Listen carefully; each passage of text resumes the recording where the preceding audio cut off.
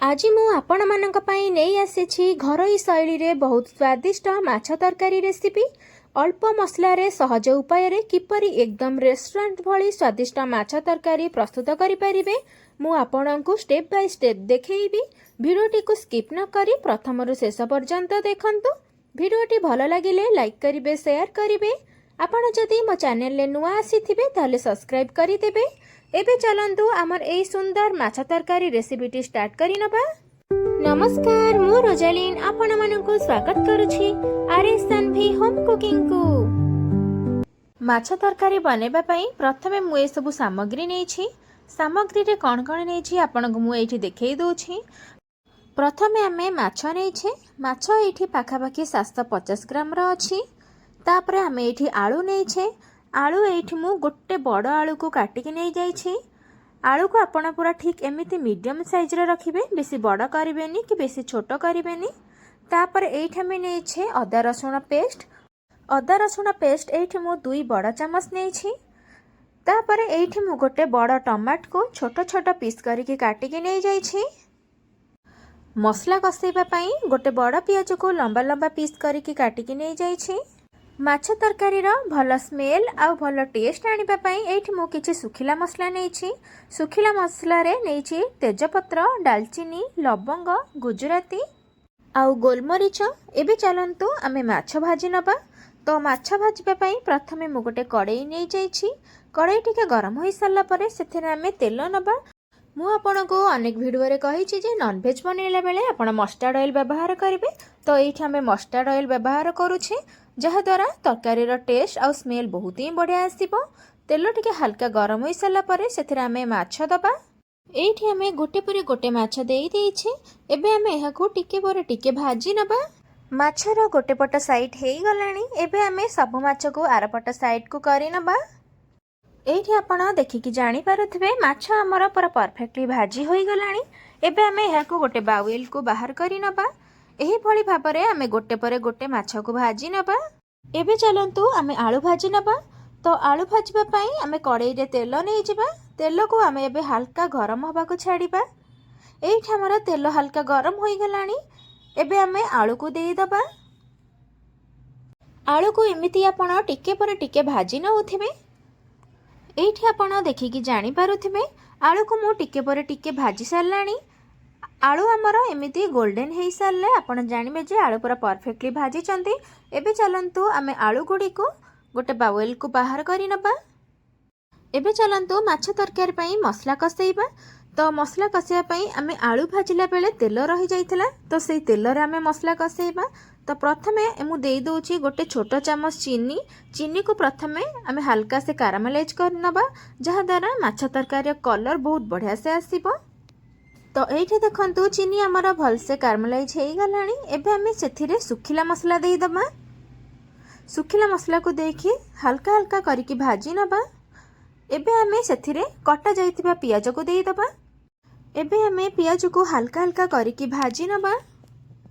पियाज एही टाइप रो हल्का हल्का भाजी सारला परे एबे आमे सेथिरे कटा जाइथिबा टमाट को देई दबा।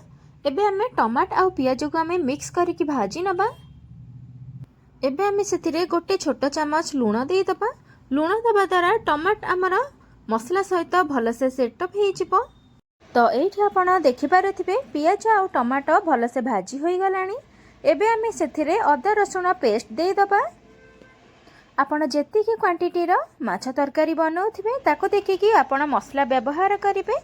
तो एठी मु अदा रसुण पेस्ट देई साला परे अल्प टिके हल्का पानी देई दोछि। एबे हमें सबुतिका को भल से मिसई नबा, जहा द्वारा पियाज आउ टमाट सहित मसला हमर भल से मिसी जिवो। एबे हमें सेथिरे किछि मसला ऐड करिबा। गोटे छोट चम्मच हल्दी गुंडा देई दोछि। स्वाद अनुसार लूण देई दबा। लूण एठी आपण देखिकी व्यवहार करिवे, काहे कि ना माछ भजा रे आमे लूण पकेइथिले। तो सेति पई आपण माछ तरकारी बनेला बेले लूण देखिकी व्यवहार करिवे। गोटे बड़ चम्मच देई दबा धनिया गुंडा। हाफ चम्मच दे दबा गरम मसला। गोटे चम्मच फिश मसला दे दबा। हाफ चम्मच दे दबा जीरा गुंड। एबे हमें राग पाई एठी हमें गोटे छोट चम्मच दे दबा नॉर्मल लंका गुंड। आपण चाहिए लंका गुंड जगह रे कंचा लंका भी छेचिकी नहीं पारिबे।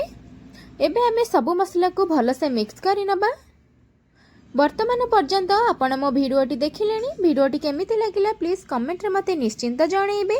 जदि भल लागिथिबो ताले लाइक करिवे, शेयर करिवे। एबे पर्यंत आपण जदि मो चैनल ले नुआ अछंती ताले सब्सक्राइब करि दियंतु। तो एबे आमे मसला को कसेई नबा। तो मसला को कसेबा पई सेथिरे आमे अल्प किछि पानी देई दबा। तो पानी देकी मसला को भल से आमे कसेइबा, जहा द्वारा मसला स्मेल जमा हबनी। मसला को कसेबा पई एबे आमे एहा को किछि समय छाड़ीबा। तो एइठ आपण देखि पारुथिबे मसला हमर भल कि कसी होई गलानी। देखि पारुथिबे मसला रु हमर तेल भी बाहरी गलानी। आपणकर मसला रु जदि एमती कसी होई कि तेल बाहरे जानिबे जे आपण मसला पूरा परफेक्टली कसेई छंती। तो एबे तो हमर मसला कसी होई गलानी। एबे आमे सेथिरे भाजी के रखिथिबा आलू को देई दबा। एबे आमे आलू सहित मसला को भल से मिक्स करी नबा। एही परी भाबरे मसला सहित आलू को भल से कसी नउथिबे।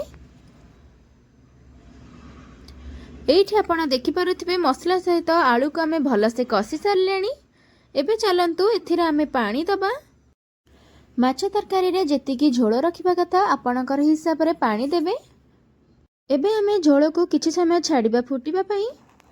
एइठी आपण देखिकी जानि पारुथिबे तरकारी हमर भल से फुटी आसिलानी। एमिति मसला तरकारी भल से फुटी आसला परे सेथिरे आमे भाजी के रखिथिबा माछ को देई दबा। एमिति टाइप रा माछ तरकारी घरे थरे बनांतु, देखिबे खाइबा को बहुत ही बढ़िया लागिबो। आपण थरे बनेइले बारंबार बनै कि खाइबा को इच्छा करिवे। एइठी आमे गोटे परे गोटे माछ को देई देइछे। एबे आमे एहा को किछि समय पई कवर करि नबा।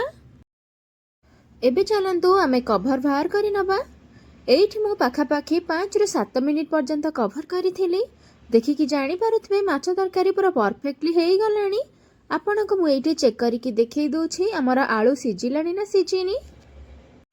एइठी देखंतु आलू हमर पूरा परफेक्टली सिजी जाइछि। आपण पूरा एमिति टाइप रा माछ तरकारी घरे थरे ट्राई करंतु, देखिबे बहुत ही बढ़िया लागिबो। एइठी हमर माछ तरकारी पूरा रेडी हेई जाइछि। एबे हमें गैस को ऑफ करि नबा। माछ तरकारी को आउ टिके सुंदर करबा पई सेथिरे हमें किछि धनिया पत्र को गार्निशिंग करि नबा। एइठी आपण देखि पारुथिबे माछ तरकारी केते डिलीशियस देखा जाउछि। एबे चलंतु गोटे प्लेट रे सर्व करि नबा। आपण जदि आहुरी मोर नुआ नुआ वीडियो आउ टेस्टी रेसिपी देखिबा को चाहुचंती, पाखरे थिबा बेल आइकन को ऑल ऑप्शन प्रेस करंतु, जहा द्वारा आपण पाखु फास्ट नोटिफिकेशन जिबहरी आपण मोर नुआ नुआ रेसिपी प्रथमे देखि परिबे। तो एइठी हमर परफेक्टली माछ तरकारी रेडी हेई जाइछि। आपण प्लीज घरे ट्राई करंतु। वीडियोटी जदि आपण को पसंद आसीथिबो निश्चय गोटे लाइक आउ शेयर करिवे। आउ हां, सब्सक्राइब करबा को जमारे भूलिबेनी। सब्सक्राइब करि देबे। रहुछि, धन्यवाद।